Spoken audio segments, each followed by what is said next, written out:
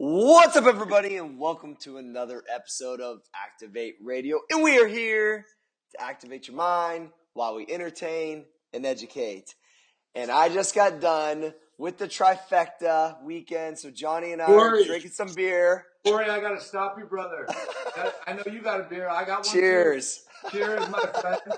And for everybody who isn't aware of what Cory did an Olympic lifting meet on a Friday. He did a bodybuilding show on a Saturday, and he did a powerlifting meet today. And now we are celebrating his feat of hard work. It's not so much about the results. It's about getting through it, Core. That's what I'm impressed. Congratulations. Thanks, buddy. Just talk about it a little bit, man. Yeah, you know what? I came up with this idea where I really couldn't find anybody that had done 3 events like this, and especially in one weekend. And so once the bodybuilding show I knew was set by this organization that was in my town, I made a call to a buddy and said, hey, will your CrossFit gym host an Olympic lifting meet? And we were already getting ready to put on a powerlifting meet at Old School. And I said, you know what? I think I can do them all in the same weekend, and started out on Friday night with snatch and clean and jerk, which is the Olympic lifting. I'm a novice at Olympic lifting, so I've only been doing it for about a year. I ended up snatching 185, just missing a 200-pound snatch, which would have been a PR for me for a body weight of 180. Then I ended up clean and jerking 250. I got done with that probably about, I would say maybe 7 o'clock on Friday night. Didn't get too beat up, but it was the first time I ever done it, so I was pretty nervous about it. Woke up the next morning. Well, first of all, when I finished the Olympic lifting meet, I took some some supplements to make sure that it would help dry out my water a little bit. It's called dandelion root. It's just an herbal supplement that helps you kind of dry out a little bit, so I could look a little leaner. Drank some coffee. Woke up 178 pounds. Jumped on the bodybuilding stage. Actually felt pretty jacked. I'm not going to lie. I actually looked better than I expected. I won my weight class. I think I got second in the overall. You won your weight class? You won your weight class? I won my weight class. Cheers. Yeah. So I got first place in my class. Yep. Yeah, first place in my class. And then I think I got second overall. I got off the bodybuilding stage. Well, first of all, I knew I was going to be in the overall title. And usually when you eat carbs on that day because you haven't drank a lot of water, if you do it right, John, it'll pull the water from under your skin into your muscle, right? Mm-hmm. And so I knew the guy that I probably thought was going to win, but I have a shot if I get a little tighter. So I ate an entire box of Oreos. Yeah. And then a whole thing of Reese Cups, and it actually worked, right? So I started getting tighter and tighter, and I got up there, and I felt jacked. I ended up losing the overall still, but I got off the bodybuilding stage about 7 p.m. and then I had to start the powerlifting event Sunday morning at 8 a.m. I ate pizza, drank tons of Gatorade. Basically, in all fairness, though, aren't these events that you do, aren't they tagged like natural bodybuilding? Yeah. Everything I do is drug tested, and that's so yeah. important to say, just because obviously, people sometimes get the wrong idea. Yeah, everything. I actually took a piss test at the bodybuilding show. They drug tested me, so good. and I welcome that. So that was great. Got up in the morning. I was 12 pounds heavier from eating so much pizza, which is mostly water retention.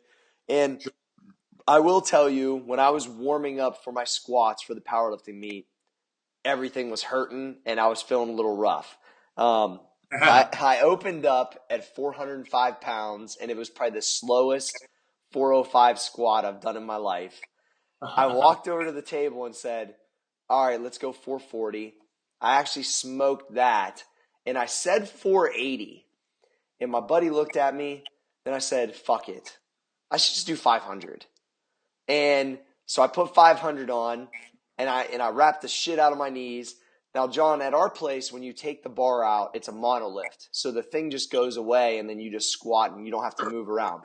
Right. Well, I took 500 off, and it almost fell off my back, so I took one step back. Ooh. So, because you can walk it out, so people thought I was walking out. I really wasn't trying to.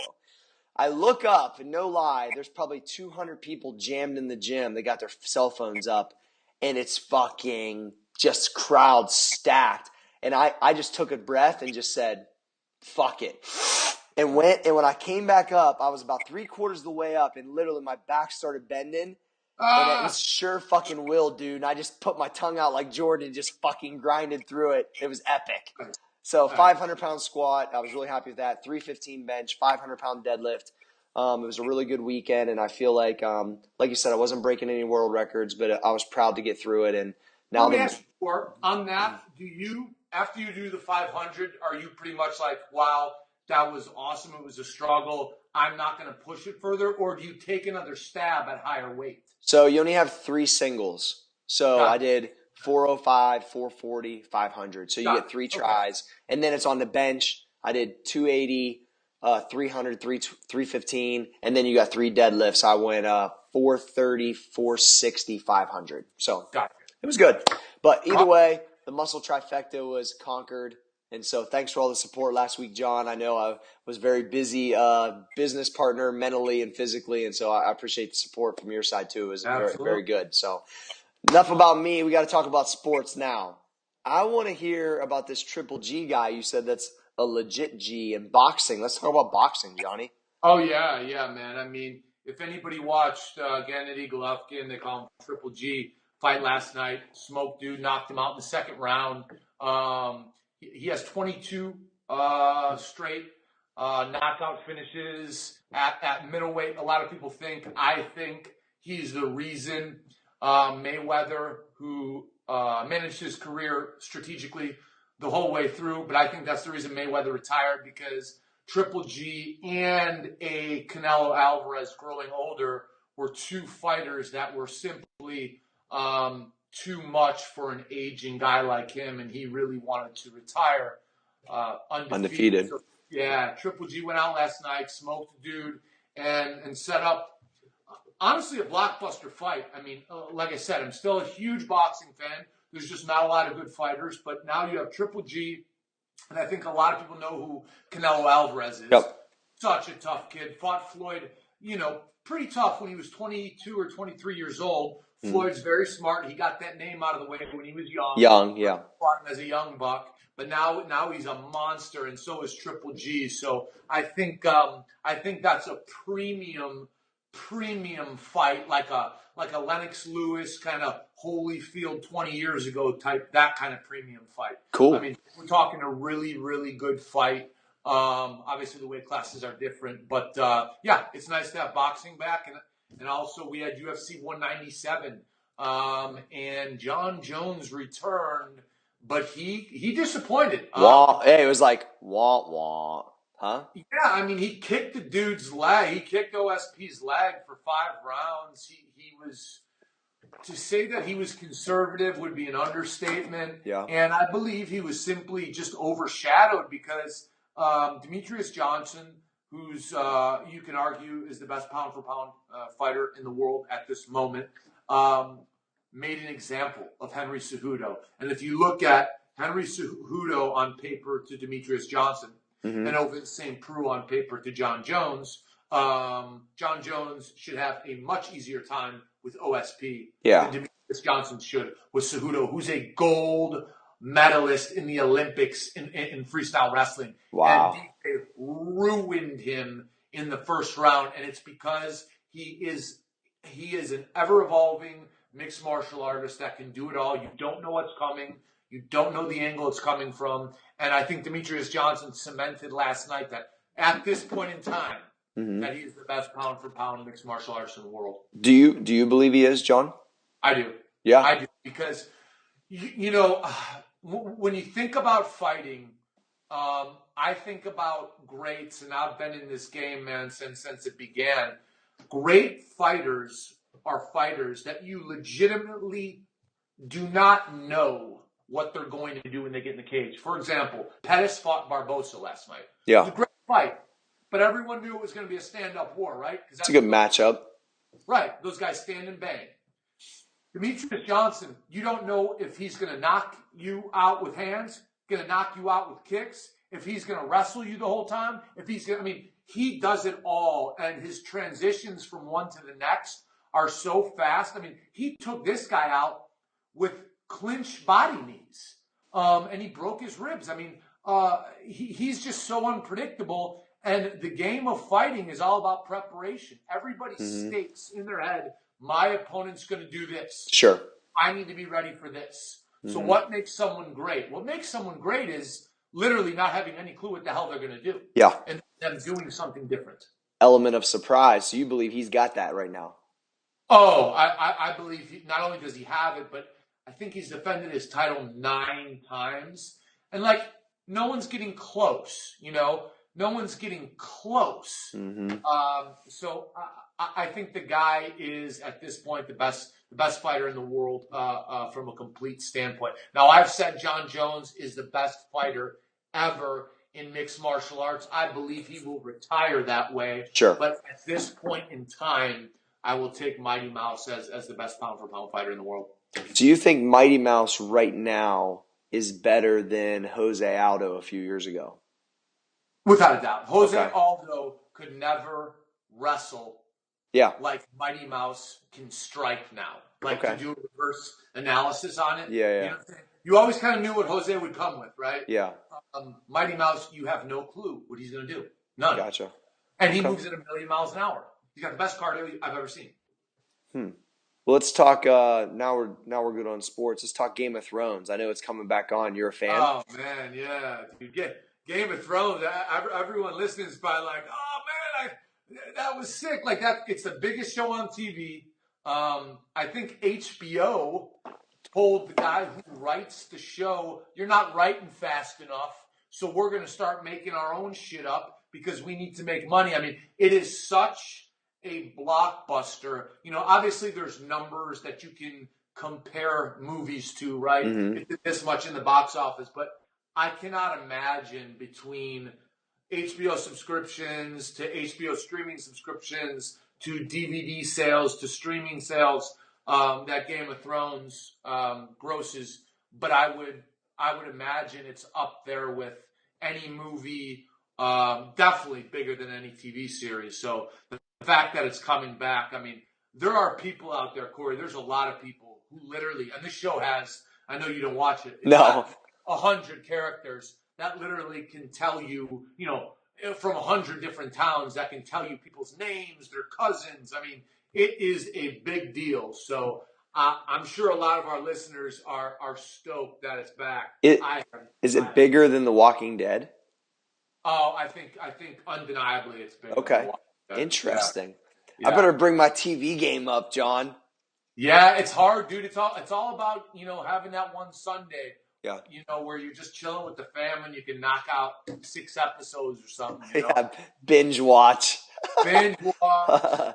All right, hot seat time, John. I think our listeners liked it last week. So, 3 questions, me and you both. We'll fire back and forth. You want to start? Yeah, let's do it, brother. What do you got? Cory, what was your first car that you drove? Not that you purchased, that you drove. Oh, drove like I borrowed from my mom or just drove around in general? Like, or maybe when you were 15 and you weren't supposed to, like the first car you drove. So the first car I actually drove wasn't a car. I was probably 15. It was a farm truck. And it was a shift it was a freaking manual shift on the column. Ooh, dude, that's tough. Yeah, I mean, I basically just stalled it constantly. But, you know, where I'm from, like, they drive equipment way earlier because farm kids drive stuff around all over the place. So, you know, I worked on a farm baling hay when I was younger. And so I drove it on the column. The first car I actually drove was a Plymouth Sundance. So, which is a small kind of matchbox type of car. So those were the first 2 cars I drove. So, number 2, when you were a kid, like, you know, 5, 6, 7 years old, what did you think you were going to be when you grew up? So you'll love this. In my town, there's still, and I still think to this day, there's one gas station that the guy still comes out and pumps your gas for you. Okay. Right? And so I thought that was the coolest thing ever when I was like 5 years old. That's awesome. So whenever people would ask me, I was like, I wanted to be the guy that pumped gas. Sure. Only like a 5-year-old. That's what's so innocent about kids. Man. Yeah. You I mean, know, I they thought think that was that stuff's dope. an amazing job. Probably didn't know that. That was probably a You're like, curveball. dude, I'm done with this shit. I'm gonna go pump some gas. There you go. Numero tres. Mm-hmm. What is your favorite place you've ever visited in the world? Ooh, like traveled to? Yeah, just In general. Like, what's your favorite spot? Interesting. I would say on my honeymoon, I did 10 days in Maui. Okay. And I got to say that, you know, you're driving one way up a mountain that's just amazing. Yeah. And then you drive the other way and there's the ocean. You know what I mean? So I think it's like no matter where you look, it's just so breathtaking. Yeah. And I always say if it was just closer, I mean, it's a legit 10-hour, trip for me to go. It's like I could go to Europe to go there. You know what I mean? So it's like if I lived on the West Coast, I would be there way more often. I love Hawaii, and I think it's epic. It's so beautiful. It's so beautiful. I think it would be an amazing place like Hapa to grow up. Oh yeah, and the people are very communal. They care. Yeah. I think the people are what make it. And then I would know Pigeon. There you go, brother. How's that? All right, I got some for you, Johnny. What you got, bro? So I noticed you got this fat watch on. Do you have a favorite watch that like every day you go to like you go to pick and then you're like you can't pass up the one? Is there like a certain like timepiece that you love? Yeah, without a doubt. I love this Breitling, just because when I look at if it was cheaper or if it was another name, I would still like it the most because I wear like a white gold. I really like white gold. Mm-hmm. This band, which is silver, matches the tone of the white gold. Mm-hmm. And then diamonds obviously go very smooth with it. So just the look of it, and then it's very hard to find a watch that's this big. Yeah, it's got a huge face. Watch. Mm-hmm. So yeah, this watch without a doubt. I got about 4 other watches. I'm not really into leather bands. It's just not my style. Yep. I don't know, man. I think my take is if you're gonna wear jewelry, wear jewelry. Yeah. You know what I'm saying? That's my take. All right, number 2. What's your tattoo mean? On your forearm. Yep. Real power can't be given; it must be taken. It is a quote directly taken from The Art of War, the book that y'all have heard me reference probably 10 million times. So when you read that quote, did you automatically know I'm going to put that on me? It was that meaningful? No, I remember thinking about it. I thought about that quote for about a half hour straight. Like right when I read it, I'm like, real power can't be given, it must be taken. And then I thought about my life, how like, oh shit, okay, like anytime. And I'm not a power hungry person, but when you climb a ladder of sorts, you're gaining power. Now how you use it's up to you, but like I'm like it's true. Like if you just give somebody a position, right? You just give somebody a CEO and they haven't fought to get there, they ain't gonna be there long, right? Mm-hmm. You cannot give real power to someone. You have to take real power. You got to go get it yourself, and that's why I love it. And it's pretty much like if one sentence could sum me up, that's it. Favorite golf course you ever played? Oh, without a doubt, that one in Florida that I was going to take you to. What's it called? Oh my God, it's so amazing. What's it called? Not Pebble. No. It's God, it's amazing. There's 2 courses. I have. It's all right. Google it, Johnny. Google it. It's epic. Remember, I was going to. I know. Yeah, I do remember that. You and Brad there. Yep. Okay. You played where on a regular though? Was it Turnberry? Where'd you play on the regular in Florida all the time? Turnberry. Yeah, that place is pretty amazing too, huh? It is, but it's not. It's not. And this course is absolutely stunning. I'll just tell you right now. Okay. I cannot believe I can't. So stunning. Johnny's Stream lost. song. Stream song. Stream Stream song. song. There's a red and a blue horse. They're ranked number 15 and number 16 in the country right now publicly because they're only like 2 years old. It's on an old like quarry pit, and you literally because normal things don't grow there, you feel like you're in. It looks like Lord of the Rings, right? It looks like you're in New Zealand. Like every time you hit, there's nothing but a horizon. I mean, it is immaculate. There's a beautiful clubhouse, but yeah, stream song, and it's I want to say it's about 30 miles from Tampa. Okay, cool. All you golfers out there, check out Stream Song. That's good. Oh yeah, man. Hey, I want to roll to some questions. We got a couple really good questions from the Familia. So, Dr. Sass Squat CH says, Johnny, what is your 3 most important values? Without a doubt, loyalty, because everybody claims they got it, and I could count on one hand the people I've come across in my life who have it. Honesty, without a doubt, that kind of goes hand in hand. But the truth, I tell people, there's a lot of people who are religious or spiritual or not. At the end of the day, I think we all can agree that like the truth should be our guiding light, right? Oh. Hopefully we can all agree on that. Yep. And then just respect, right? I'm not big on people who talk a certain way to other people because that person's their waitress or waiter. I don't like that bullshit. Yeah, agreed. You got to respect people.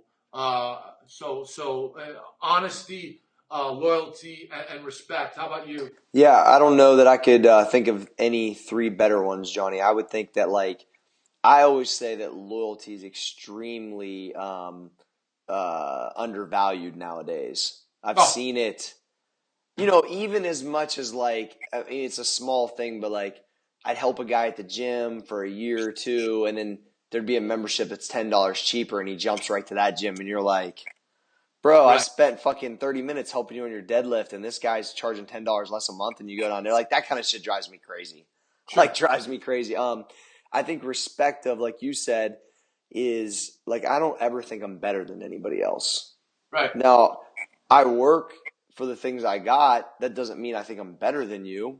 Right. That doesn't mean maybe I just didn't hit a little bit of a luck curve here or there either sometimes. I mean, sometimes that happens too. Some things just go good for some people and others it doesn't. And then the vice versa. I've been on the opposite side of that before too. And so some people just assume if you're in a certain position, and I've had a couple of some of this happen lately, and I'm like, some guy emailed me the other day, this is interesting, and said, didn't you make enough money? Why are you emailing me?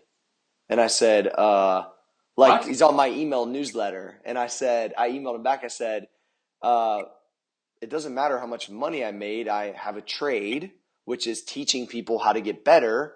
And if you want to engage in that, that's great. And if you don't, then you don't have to. It was just really strange. He almost thought you know what I'm saying? It's some things like that. So that was something I ran into. And so to me, that's just that a respect thing, to some degree. It's just man.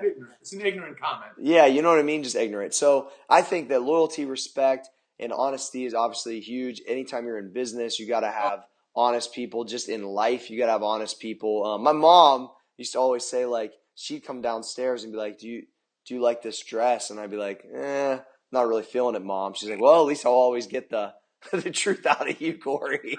So, you know what I mean? So I think those 3 are really good. So that was a good lead on that, Johnny.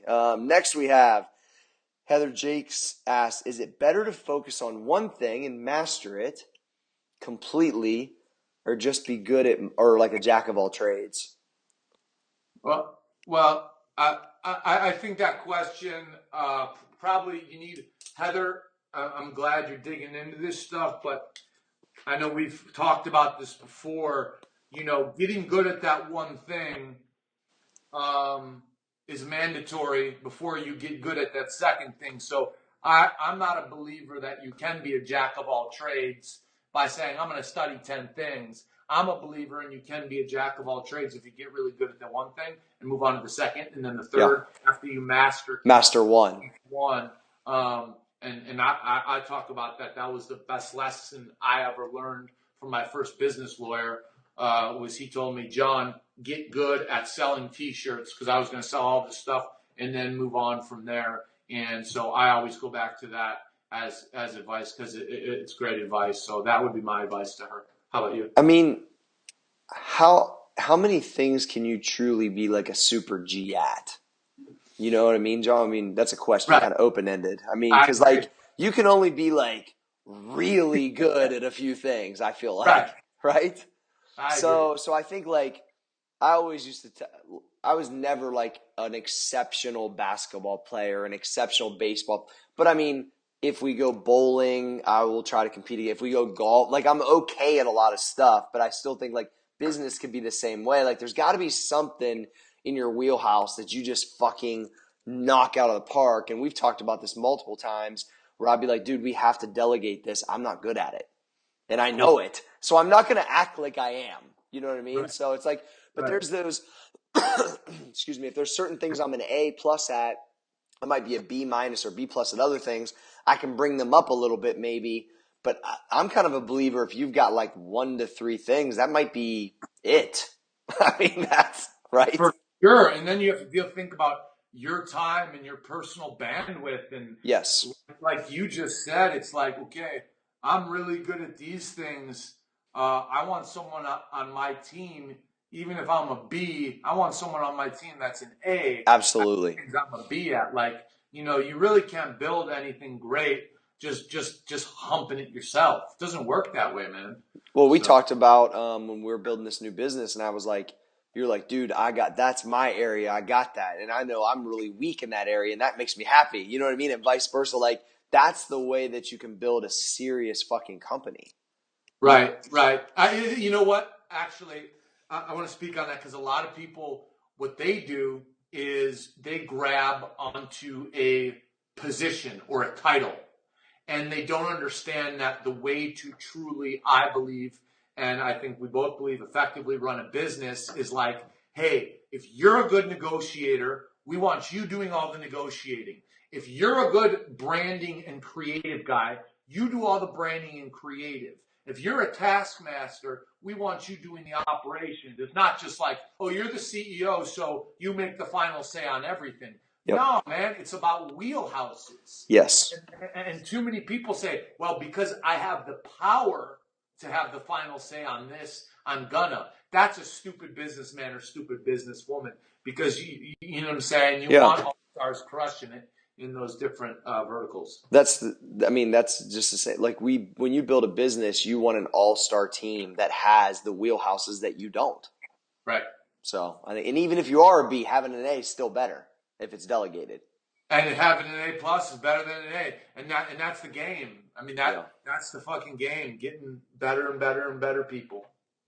So let's talk about some money, Johnny. I know you like talking money.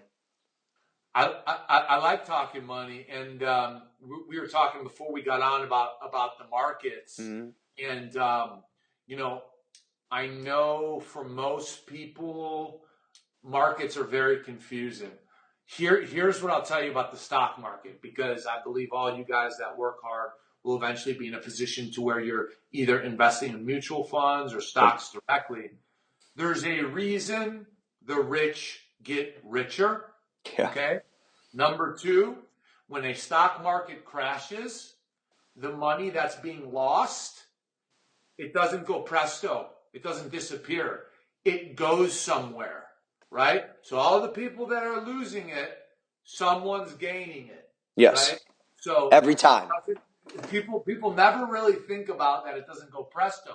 So I am a firm believer in that when investing in the market, one, you must be agile, meaning you see a storm coming, you have to have the ability to hit a button and be liquid and have the ability to have cash. And the reason the rich get richer is because when the markets, because they're cyclical, they go like this. When they're at the bottom, people who have liquid and they do this with the real estate markets as well. They buy They're pushing the button. Everything. Yep. They buy everything. And then that stimulates growth, and it goes back like this. So for all you guys that are eventually going to be investing in the markets, this is what I want you to do. I never, ever want you to emotionally buy stock, meaning, oh my God, that stock's flying up, dude. We got to buy it. No, if anything, you want to buy when people are like, oh my God, the stock market is so bad. If you have the ability to sink your money in something for a period of time. But just be wary and understand how the rich keep getting richer. They get richer when things crash, because that means the stock market is on sale and the real estate market is on sale, and that's how they plunder, dude. If it's flying and you're buying in, you're already too late. Exactly. Right, John? I couldn't agree more. Everything I read has always been the rich dudes always make the money when it's on the lowest. Exactly. Especially utility stocks, big banks, things that are going to come back, like Exxon, things of that nature. They're always buying when that shit's low. Well, think about a stock market crashing, right? So let's say the stock market drops 50% tomorrow. Yeah. Is McDonald's going to go away? No. Is ExxonMobil going to go away? Is Walmart going to go away? No, but their stock just went down 50%. It's going to come back 50%. Yeah. Yeah. And so the problem is when everybody's getting all nervous, they're selling instead of buying. Right. And that's why, we always talk about separating emotion from business, and separating emotion from investing is huge, because if you turn on the news, oh my God, the stock market's good. Guess who wants you to be scared? The people who have all the rich dudes. The more scared you are, the more they can buy. John, that's a good point, because you're really good at this, and it's something I'm trying to work on. How do you separate that so well? Business and emotion. How did you learn it? I learned it. I got lucky. My first job, my first boss, the guy who owned the company, he literally, the little bit of time I spent with him, he just looked me in the eye and he's like, listen, all you young guys that produce, you're great, but the odds are that you guys are going to be fired, and I'm just going to find people to replace you.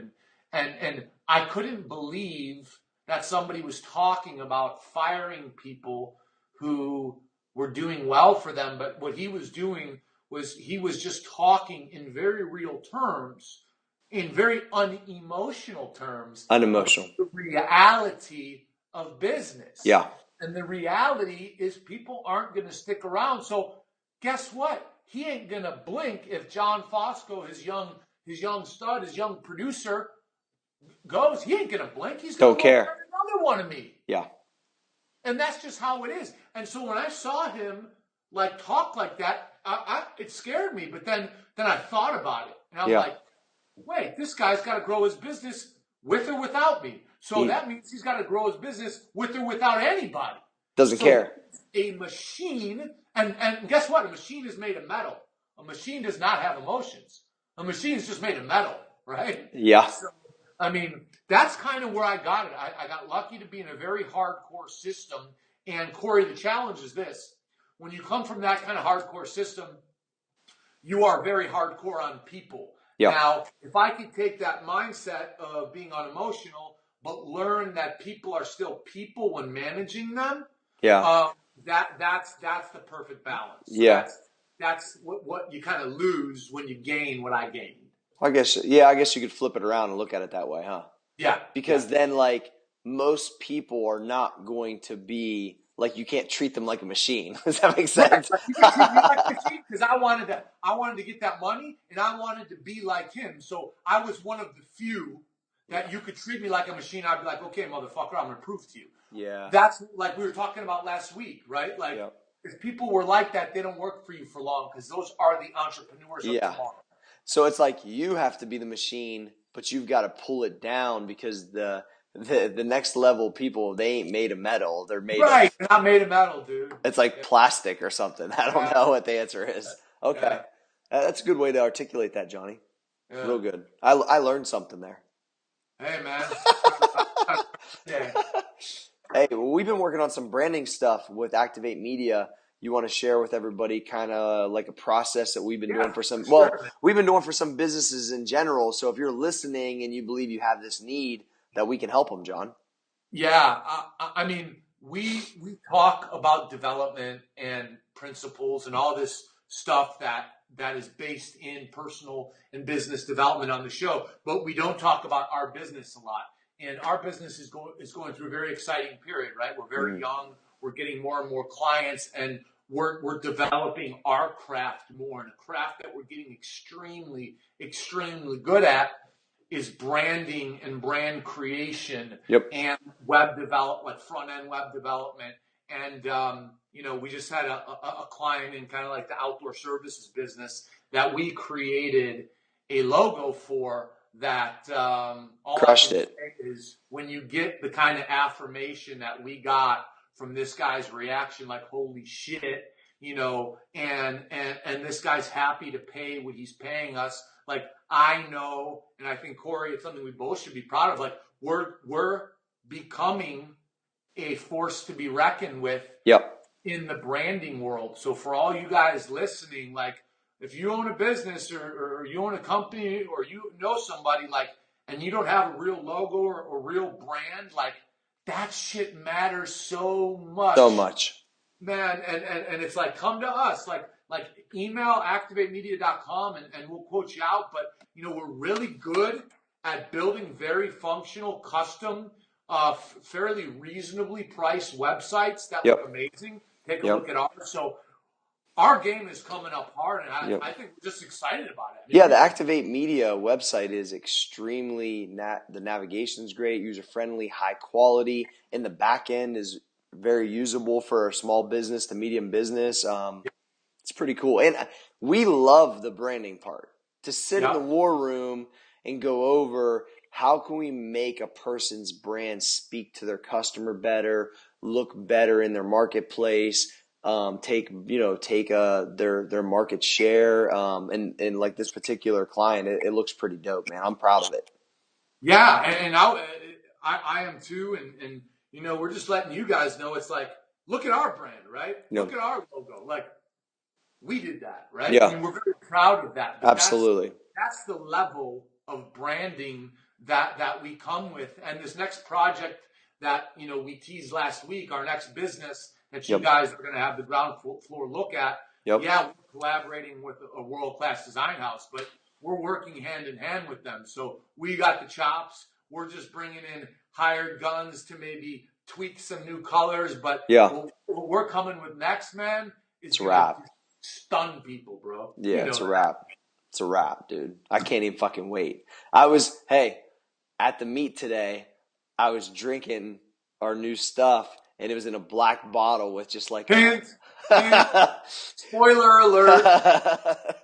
It just says pre-workout. Oh, hold on. We don't go anymore. Yeah. All right, so the best pre-workout. Somebody was like, "What's that?" I'm like, "I can't tell you yet."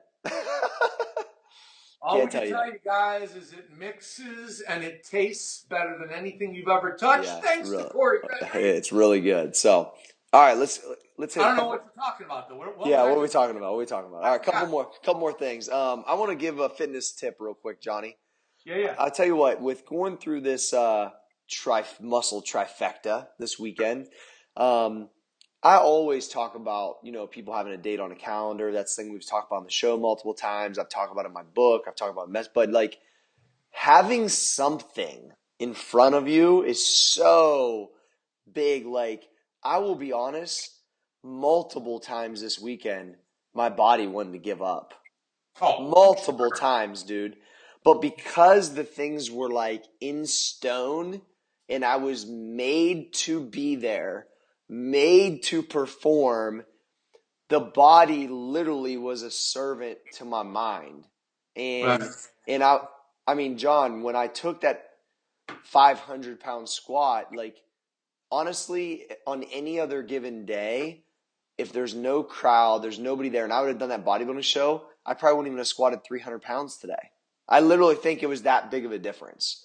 Sure. But because there was 100 people with their cell phones out and I was, on display and I had that date, I just can't urge people enough, man. They got to put some urgency around their training and stuff. And it just, man, it was a big deal for me, and it pushed me to be better. No, I mean, I literally think this weekend, numbers aside, pictures aside, like I'll talk about that accomplishment until I pass. I'm really proud of it. So. And you should be, because like you said, when you set a hard deadline on yourself, you are saying to everybody, I'm making myself publicly accountable. Yes. And that makes you vulnerable. That makes you potentially weak. That makes you potentially look stupid. But you have the ability to rise to the occasion. Are you gonna? And that's what I wrote about in my book. That's what I tell my guys that are working under us. That's like, be a fucking gamer. And that's what I thought. Like, my body feels like shit. I did pretty good on the bodybuilding show, but you know what? I got up today to deliver the last leg of the trifecta, and I really wanted to squat 500 pounds because to me, that's what felt fucking legit. And dude, when I was coming up out of that thing, I was ready literally to hang my spine on the platform and not give up. I was really to that level. Like, that's why I like Louis Simmons so much. He's like, look. Oh, Louis. He's like, it'll take me to a chalky death someday. I literally felt like there was no fucking possible way that I was giving up. I loved it. So anyway, John, did you have anybody hit you up this week with some of the past podcasts about some things they're battling? Yeah, on the addiction front, guys, I think, I think one thing that I'd like to touch on this week is for those who have not experienced it, who are around people or are questioning whether or not someone is addicted. Here's what I want you to understand. Somebody like myself, and there's a lot of other people out there who have been sober for 10 plus years, less or more. If you've ever been addicted to something and you're clean, it doesn't matter. This is the truth. And this is the truth. You could talk to anybody. And I want you guys to understand this. There is not a night that goes by that I don't want to get high. There's not a night that goes by. You are an addict. Once you're an addict, you're an addict, right? It doesn't go away. No, the thought of that feeling is like a button that makes your problems disappear and everything feel great. And it's not like when you get clean, you forget about it. But the mantra to staying clean, and this is just good information for anybody who's in or around people who are struggling, is like, every day is a battle, right? You gotta win. You gotta win today. You gotta win today. Then you gotta win tomorrow. And if I ever looked at it like, oh, I'm gonna be clean for 10 years. No, I'm gonna be clean today. I'm not gonna surround myself with the people that might have it. So these are things, and these are tools that I want to educate parents with, that I want to educate brothers with, that I want to educate mothers, sisters, and cousins with. That, these people who are doing these crazy things that you're angry at, that you're pissed at, that your heart is breaking for, I want you to understand them better. And if and when they get clean, when you help them do that, understand that every night, every day, they're going to want to get high. So as opposed to, not knowing that, know that and talk to them about it. The best thing you can always do, guys, is talk to somebody about what they're actually feeling. If you say that to somebody who's got a problem, their eyes are going to light up and be like, how'd you know? Because here's the truth. Because it's okay. It's okay that you want to get high. But we're going to work together, bro, because I love you, and you're not going to. We're going to go see a movie tonight. We're going to go work out tonight. Yeah. That's kind of what I want to say. And as opposed to taking specific incidents, Cory, as I'm getting so many of these comments, I just, I was talking to my dad the other day. I just think the most important thing right now, because people are dying, is providing tools for friends and family members to be a little bit more effective in helping. Yeah, I like it. Well, Johnny, I think it was phenomenal episode, man. We hit a lot of different points. I want to tell everybody to make sure, give us a 5-star rating on iTunes. Make sure you leave us a positive comment. Text your homeboy this episode from YouTube. YouTube channel is on fire. YouTube channel is on fire, and we're going to release some new shows this week. Like, John and I are just having a blast developing people. I mean, look, like we said before, we were building our website, and we talked, and we said, let's start a podcast in the meantime. Now we've got a whole strategy that we're 100,000 listeners later. Yeah, it's doing really well, and I enjoy it, and I learn something every week. I mean, by dealing with you, John, it brings out stuff in both of us. It's been great. So wrap us up, buddy. Yeah, guys, I think this was a special episode because Cory did something that most of us, almost all of us, aren't willing to do, and that's holding himself accountable to something that he knew would better him publicly. So all of us are not going to go and be able to do what Cory did, but what we can do is we can challenge ourselves in other ways. Yep. And I think for each individual, you can dictate how you can challenge yourself. But listen, everyone watching and listening, including myself, including Cory, wants to continue to get better. Yep. So let's think about, we're not going to come up with it immediately, but let's think about how, like Cory, we could challenge ourselves to be publicly accountable to something and have the ability to step up and seize the day like Cory did.